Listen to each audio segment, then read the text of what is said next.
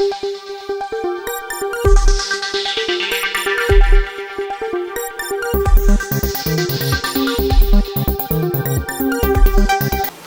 वालेकुम नाज़रीन, मैं अज़हर खान सलामी टीवी इंडिया के टॉप 50 न्यूज़ में आप सभी का खैर मक़दम करता हूं। 7 मई 2024 चांद के हिसाब से 27 शव्वाल 1445 हिजरी है। तो चलिए बढ़ते हैं आज की 15 अहम खबरों की जानिब। गजा में जंग को 7 माह गुजरने के बाद अब हमास ने अमन की राह पर पहला कदम रखने की रजामंदी जाहिर की है। जंगबंदी के मिस्र और कतर की तजवीज को कबूल कर लिया है, लेकिन दूसरी जानिब इसराइल का कहना है कि वो इस पेशकश का जायजा ले रहा है। गजा में जंगबंदी से इनकार पर इसराइली वजीर आजम नेतन्याहू के खिलाफ सैकड़ों इसराइली शहरी सड़कों पर निकल आए और एहतजाजी धरना दिया।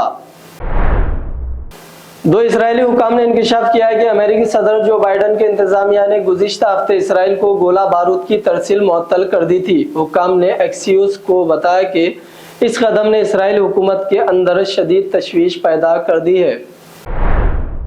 सऊदी अरब के नायब वजीर सरमायाकारी इब्राहिम बिन यूसुफ अल मुबारक ने कहा कि सऊदी हुकूमत और कंपनियां पाकिस्तान को इक़्तिसादी सरमायाकारी और कारोबारी हवाले से तरजीह देती है। गजा जंगबंदी के खिलाफ अब बांग्लादेश और इराक में भी तलबा और अवाम का एहतजाज पर उतर आई है। ऐसे तो दुनिया भर में गजा में जंगबंदी के खिलाफ मुख्तलिफ ममालिक में एहतजाजी मुजाहिरे तलबा और अवाम कर रही है। वज़ीर आज़म नरेंद्र मोदी ने आज सुबह 7:45 पर रानीप के निशाल स्कूल में अपना वोट डाला। इससे 4 मिनट पहले उन्होंने पोलिंग बूथ के बाहर खड़ी एक बच्ची सिया पटेल को ऑटोग्राफ दिया। लड़की उनकी तस्वीर के साथ खड़ी थी।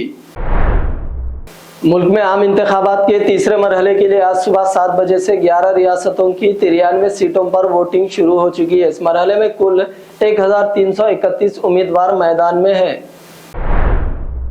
महाराष्ट्र में 2024 लोकसभा इंतखाबात के तीसरे मरहले में 11 हलकों के लिए वोटिंग जारी है। एनसीपी एसपी के सरबराह शरद पवार अपनी बेटी सुप्रिया सुले के साथ पोलिंग बूथ पर पहुंचकर अपने हक राय दही का इस्तेमाल किया।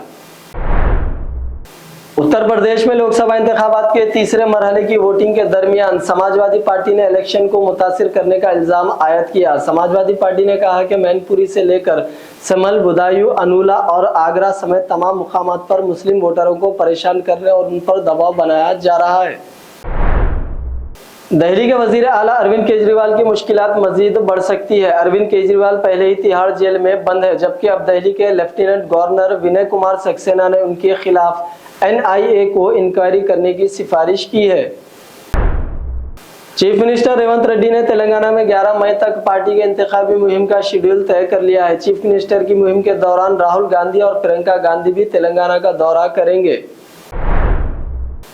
BRS की रुकन कानून साज कौंसिल के कविता को दिल्ली की खुसूसी अदालत ने जमानत देने से इनकार करते हुए फिर एक बार मायूस कर दिया। कविता ने दिल्ली शराब स्कैम केस में ED और CBI केस में जमानत के लिए दरख्वास्त हासिल की थी।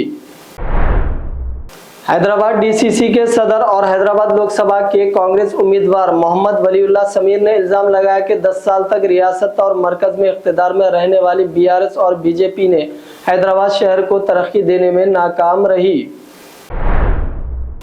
BRS के वर्किंग प्रेसिडेंट KTR का कहना है कि BJP को वोट दिया गया तो पेट्रोल की कीमत बढ़कर 400 रुपए हो जाएगी। खवातीन को माहाना 2500 रुपए माली इमदाद करने के मामले में झूठ बोलने का इल्जाम आयद करते हुए चीफ मिनिस्टर रेवंत रेड्डी को निशाना बनाया। BRS के उम्मीदवार हल्का लोकसभा सिकंदराबाद पद्माराव गौड़ ने कहा है कि असल मुकाबला कांग्रेस और BRS के दरमियान में है, BJP मुकाबले में शरीक ही नहीं है। तो नाज़रीन इकराम, ये थी सलामी टीवी इंडिया की टॉप 15 न्यूज़। दीजिए आपके दोस्त अज़हर खान को इजाज़त। अल्लाह हाफिज़।